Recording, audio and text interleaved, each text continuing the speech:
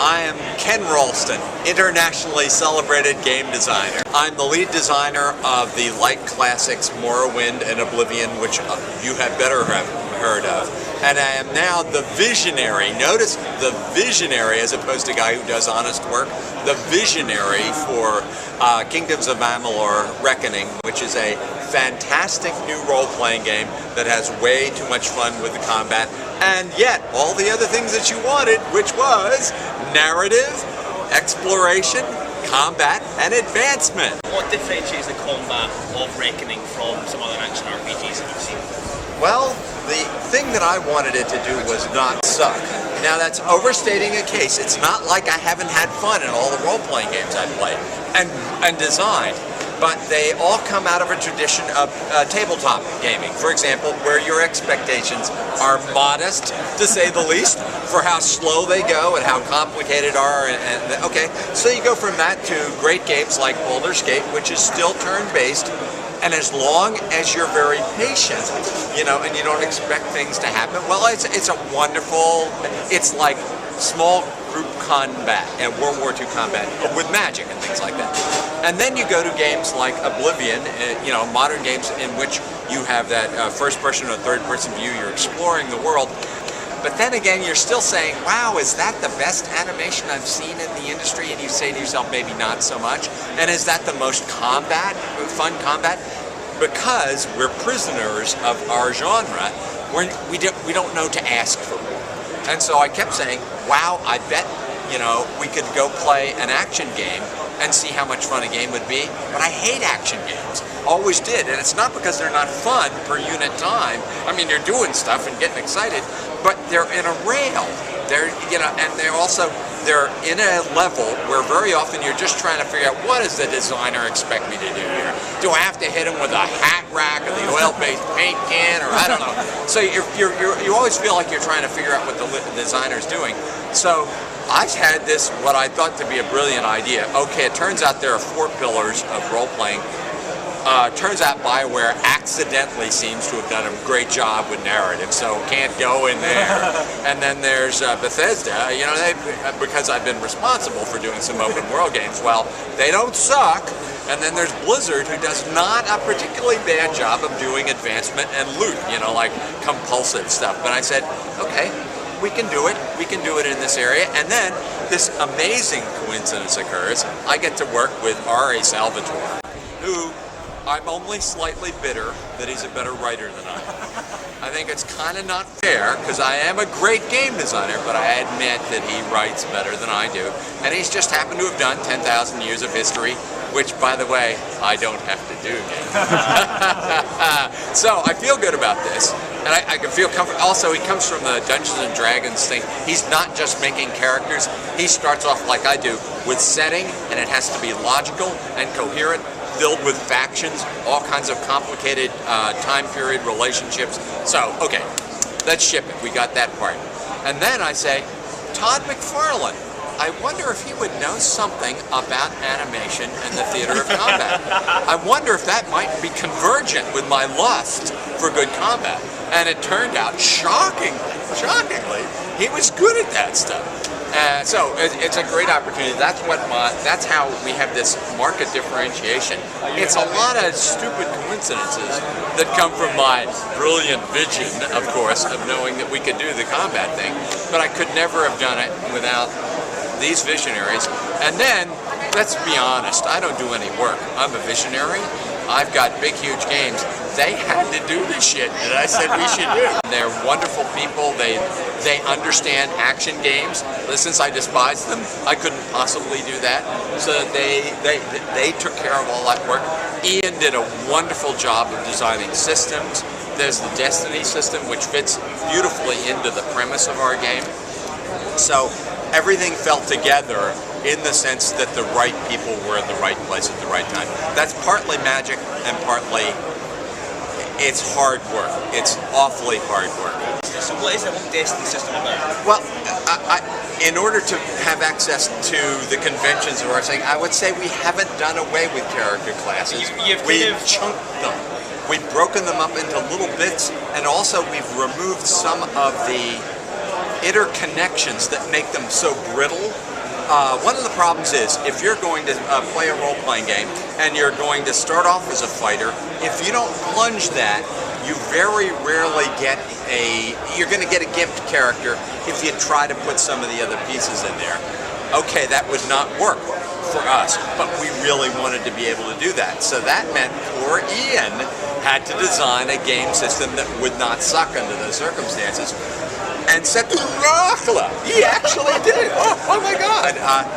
So the Destiny system, as you were saying, is essentially a way of building your character piece by piece using little bits of character classes. The reason that that's great is, of course, you don't have to commit yourself to a character direction, but also because we have such a seductive combat system and it works in all the different areas. We expect, for example, there'll be some of you who are hardcore. You like to play a fighter because it's simple. Bang, bang, bang, bang, bang, bang, bang, bang, bang, bang, bang, bang, bang, bang, repeat. And by the way, that's great. I play that sometimes. But in this case, you'll be doing this, and then you'll find out that a magic user, when he pushes the dodge button, he teleports behind his enemy. And then there's that special moment of sense of betrayal. You mean, I can't do that as a fighter? And then it weakens you. It weakens you. You're seduced to the dark side, to do magic, which is evil. All magic is evil, obviously. So that's the whole idea. Because you begin to discover how much fun the other little bits are, we want you to constantly, when it gets to be level up time, in agony, saying, I can't stand not choosing these other cool little bits. And another kind of hidden value of that is that role-playing games, fantasy role-playing games anyway, tend to exhaust all their real novelty and deliciousness early on in the game. Like, I'm done after maybe 5th, 6th, 7th level of a thing. And the idea of going to 45th level at a MMO, I just don't care. It's just, there's not that much novelty. We have got cool stuff that you have to wait a long time. But on the other hand, you get your money's worth if you keep playing. You can drop comments on guys, and it doesn't suck. Yeah, the meteor strike, wow, it's an ass load of fun. And you don't want to use it that often because it just makes you feel too powerful. Yeah. So do you see what you've done as the future of RPGs, and do you think that a lot of other companies are going to be copying what you've done? Yes, because I'm so modest and self-effacing, yes, I do believe everyone will follow in my tracks. And I say that only vaguely ironically. I actually do think that when people say, he took a chance, he put a lot of action elements in there, and yet he was not dragged behind pickup trucks by his fans, they'll say, it is fun. What's going to happen, I really believe, is they'll play it and they say, oh, that's not so hard. Okay, they're stupid because it is fucking hard to do. But they'll say, well, anybody can do that. And then they'll go ahead and do it because it is fun. And it turns out that it is hellishly difficult. It's because it's different, Actually, maybe if more people come from the action, the problem is action gamers or action game developers often loathe and detest RPGs for the same reasons that RPGs detest them, because their paces are different. Like, you're not very patient if you're an action guy. You say, oh my God, you're taking forever to have fun, that blows. But I think it could be some cross-pollination. I know there will be. I think it's going to be a influential game. It's got bits worth stealing, why not? Because we've all sat and watched the Reckoning, and it's so fluid and beautiful. We all sat there and think, why wasn't this done 5 years ago? And it's incredible. Because I wasn't done doing the other things. To be honest, Morrowind was great because of what it was. It was slow paced. By the way, I can't play it anymore. It's too slow paced. It doesn't have fast travel. I still love it. Okay, fair enough. No, love it. But if we rebuild it with the Oblivion interface and the software, it would be better. So in those moments, they were exciting. But having been there and done that and walked through that process, and also knowing, good God, I'm not going to live forever. I don't want to make another thing like the thing that I've done before. So it was kind of exciting to try something, but I'll admit that the moment of truth was when I actually could play it and it didn't suck, because I was bluffing up until that point. Because I couldn't make it.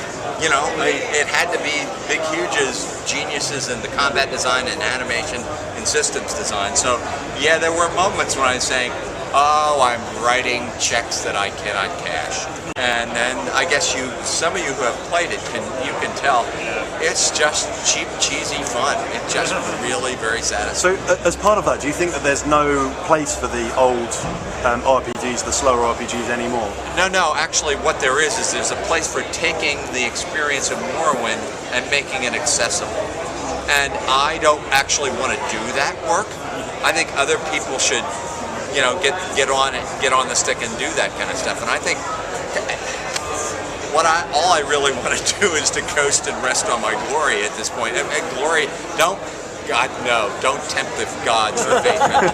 Yeah, right now the only excitement I have is I can't wait until it's get into the hands of people, and then I'm excited about the prospect of Reckoning 2, because there's so many things that we didn't do last time, so I've got plenty to distract me.